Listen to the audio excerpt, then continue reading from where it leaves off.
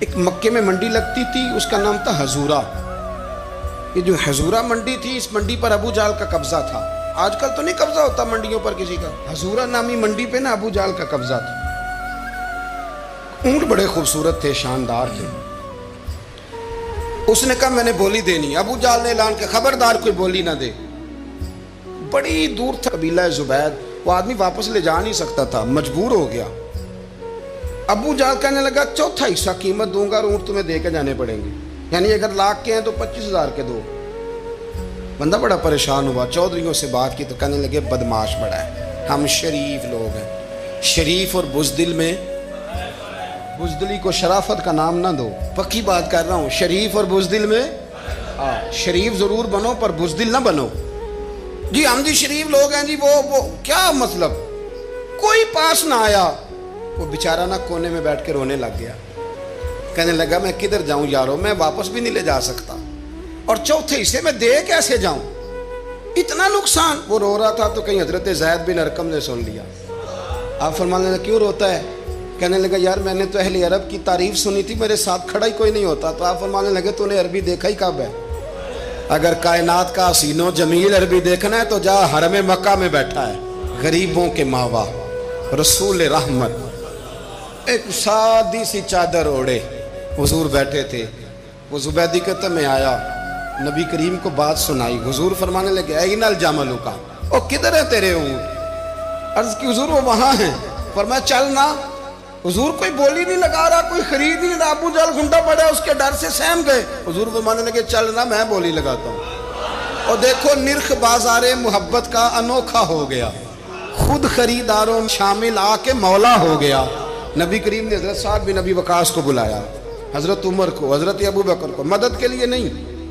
حضور فرمانے لگے میری جیب میں پیسے تھوڑے ہیں، ظاہری طور پہ تھوڑے ہیں، ورنہ تو کائنات کے خزانوں کی کنجیاں حضور کے پاس، تھوڑے تھوڑے پیسے دو بھی بولی دینی ہے۔ سب سے پیسے لیے میں چلو بولی لگانے چلے۔ حضور آئے، اللہ اکبر، یہ میرے رسول کا طریقہ ہے، آؤ ذرا تھوڑی دیر کے لیے سوچیں۔ ابو جہل بیٹھا ہے بڑی مسند پہ، قربان جاؤں مدینے والے حبیب۔ وہ زبیدی کہتا اس کے کپڑے مہنگے تھے، حضور کے سادے تھے، اس نے بڑی پگڑی باندھی تھی، حضور کی سادی تھی۔ کہتے ہیں وہ آنکھیں اٹھا کے بات کرتا، مدینے والے نبی آنکھیں جھکا کے بات کرتے، وہ بولتا جاتا، حضور تھوڑے تھوڑے سادے سادے ٹھہر ٹھہر کے جملے بولتے۔ کہتے ہیں نبی کریم علیہ السلام اس کے ساتھ آ کے حضور بیٹھ گئے اور فرماتے ہیں میرے رسول کریم نے اپنا جبہ سیدھا کیا، پگڑی کو حضور نے سیدھا کیا، فرمایا چل لگا بھائی بولی۔ ایک اس نے لفظ بولے، پھر حضرت ابو بکر نے بولی دی، پھر حضرت عمر نے دی، پھر سعد بن ابی وقاص نے دی، پھر زید بن ارقم نے دی، پھر رسول کریم نے دی۔ وہ کہتا ہے جتنے میں بیچنا چاہتا تھا نبی پاک نے ڈبل میں میرے اونٹ خریدے۔ رسول کریم صلی اللہ علیہ وسلم نے نا خریدا مال، اور حضور سید عالم وہاں سے نکلے، اور نکلتے وقت حضور فرمانے لگے ابو جہل تیری آج شکایت آئی ہے، آج کے بعد نہ آئے، مکہ سارا اس کے ساتھ ہے، حضور کی مخالفت ہو رہی ہے، 40 لوگ ہیں صرف کلمہ پڑھتے۔ فرمایا آج کے بعد تیری شکایت نہ آئے۔ کہنے لگا جی بالکل نہیں آئے گی، میں آپ کو موقع نہیں دوں گا۔ حضور چلے گئے تو پیچھے سارے کافر اس کے گرد اکٹھے ہو گئے، کہنے لگے ہم پہ تو بڑا روب ڈالتا ہے، اب تجھے کیا ہوا، پانی پانی ہو گیا، تم کیا کون سا سانپ سونگ گیا، بولا ہی نہیں۔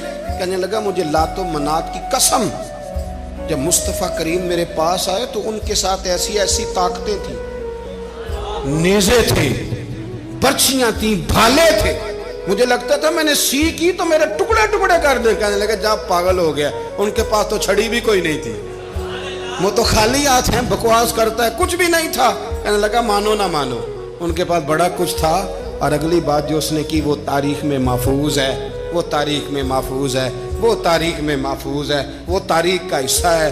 ابو جہل کہنے لگا اٹھتے ہی کہ مجھے لگتا ہے جب تک محمد ابن عبداللہ موجود ہیں یہ ہمیں ظلم نہیں کرنے دیں گے، یہ ہمیں کوئی زیادتی کرنے، تاریخ میں محفوظ ہے جملہ ابو جہل کا۔